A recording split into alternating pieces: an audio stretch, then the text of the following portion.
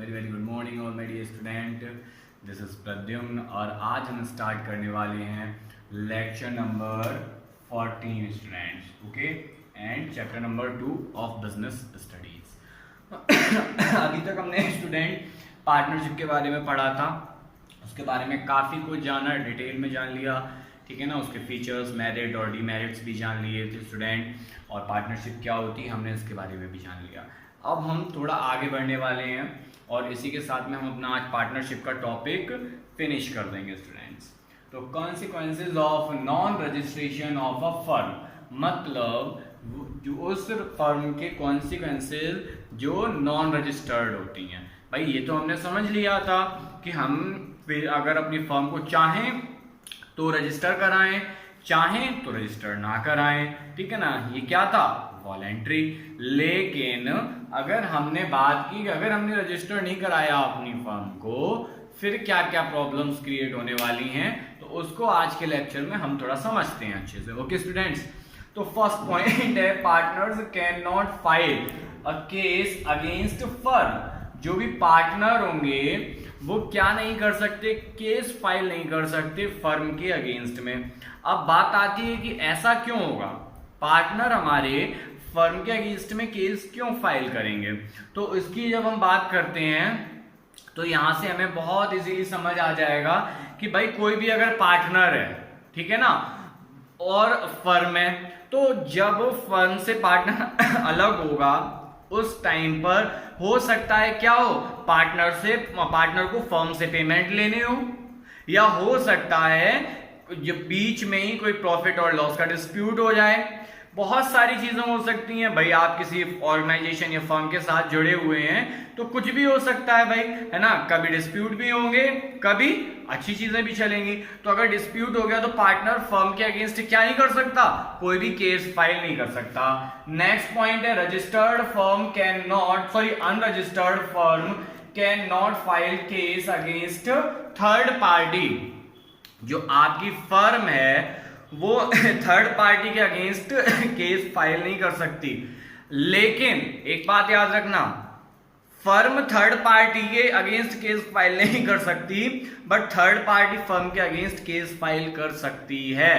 ये ध्यान रखना, क्योंकि ये चीज बहुत ज्यादा दिमाग में आती है। अच्छा, हम अगर थर्ड पार्टी के अगेंस्ट केस फाइल नहीं कर सकते तो थर्ड पार्टी भी तो नहीं कर पाएगी हमारे अगेंस्ट केस फाइल, तो हम नहीं कराते रजिस्ट्रेशन। बट ध्यान रखना इस पॉइंट को कि फर्म तो थर्ड पार्टी के अगेंस्ट केस फाइल नहीं कर पाएगी, बट थर्ड पार्टी फर्म के अगेंस्ट केस फाइल कर देगी स्टूडेंट्स। अब बात करते हैं थर्ड पार्टी क्या होती है। थर्ड पार्टी भाई एक तो अपना बिजनेस है, ठीक है ना, हमारे पार्टनर्स हैं, बट कोई आउटसाइडर है जिससे हमने लोन ले लिया, ठीक है ना। अब लोन ले लिया तो उसका लोन हमें रीपे करना पड़ेगा, उस पर इंटरेस्ट पे करना पड़ेगा। ये सारी चीजें हमें क्या करनी पड़ेंगी, सीरियल बाय सीरियल करनी पड़ेंगी, ठीक है ना। तो अगर कभी भी कोई प्रॉब्लम आती है आपस में, कभी भी इंटरेस्ट को लेके या फिर अमाउंट को लेके, तो फर्म थर्ड पार्टी पर कोई भी केस फाइल नहीं कर सकता। नेक्स्ट पॉइंट है partner can not file a case against third party. Same चीज यहां पे आ गई कि भाई अगर कोई पार्टनर भी है ना, एक तो चीज है फर्म नहीं कर सकती केस फाइल, बट ये था कि पार्टनर तो कर लेंगे तो कोई बात नहीं है। लेकिन ध्यान रखिएगा स्टूडेंट, पार्टनर भी थर्ड पार्टी के अगेंस्ट केस फाइल नहीं कर पाएगा, बट जो थर्ड पार्टी है वो पार्टनर्स के अगेंस्ट केस फाइल कर लेगी। याद रखना स्टूडेंट्स। नेक्स्ट है unregistered firm can not file a case against any of the partner. यानी कि अगर कोई भी पैसा पार्टनर्स के पास है फर्म का, है ना, होता क्या है होता क्या है एक्चुअल में स्टूडेंट्स, कोई भी अगर एक पार्टनर है, अब उसने क्या किया भाई, एक पार्टनर फर्म के नाम से अलग से पैसे इन्वेस्ट करके प्रॉफिट अर्न कर सकता है, बट वो प्रॉफिट भी फर्म का ही प्रॉफिट माना जाएगा, यानी कि सारे के सारे पार्टनर्स में आपस में डिस्ट्रीब्यूट हो जाएगा। अब बात आती है कि पार्टनर ने वो पैसा फर्म को रिटर्न ही नहीं किया, तब अगर पार्टनर ने वो पैसा फर्म को रिटर्न ही नहीं किया, उस सिचुएशन में फर्म पार्टनर के अगेंस्ट केस फाइल नहीं कर सकता। Okay students, next point procedure of registration, भाई ये सारे हमने क्या बता दिए, डीमेरिट्स आपको बताए रजिस्ट्रेशन ना कराने के। भाई अब जब इतनी सारे डीमेरिट होंगे रजिस्ट्रेशन ना कराने के, तो क्या होगा भाई, अब तो हम रजिस्ट्रेशन कराएंगे ही कराएंगे। अब रजिस्ट्रेशन कराएंगे तो कैसे कराएंगे, what is the procedure of registration? तो फर्स्ट पॉइंट है सबमिशन ऑफ एप्लीकेशन, मतलब हम क्या करेंगे, एप्लीकेशन को सबमिट करेंगे, बट कहां पे, आपका बिजनेस जहां है, जिस स्टेट में या जिस डिस्ट्रिक्ट में, जिस लोकल एरिया में है, उस लोकल एरिया के रजिस्ट्रार के पास हम जाएंगे, रजिस्ट्रार के पास जाएंगे और एक एप्लीकेशन फिल करके देंगे।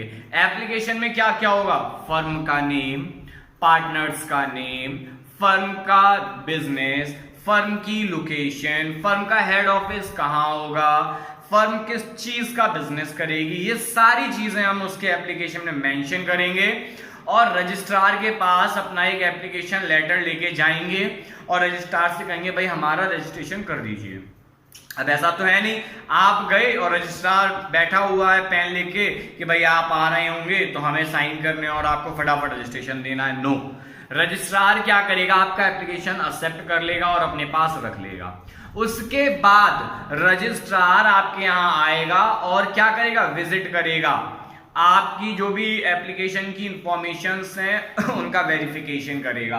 तो देखिए second point, investigation and verifies all the informations, means registrar investigation करने आएगा आपके यहां पर और इन्वेस्टिगेट करेगा कि आपने जो फर्म का नाम बताया है वो ठीक है, आपने जो फर्म की लोकेशन बताई है वो ठीक है, फर्म ने जो आपने फर्म का बिजनेस बताया वो ठीक है या नहीं, पार्टनर्स जो भी बताए हैं वो है या नहीं, ये सारी चीजें, सिग्नेचर, ये सारी चीजें मैच करेगा।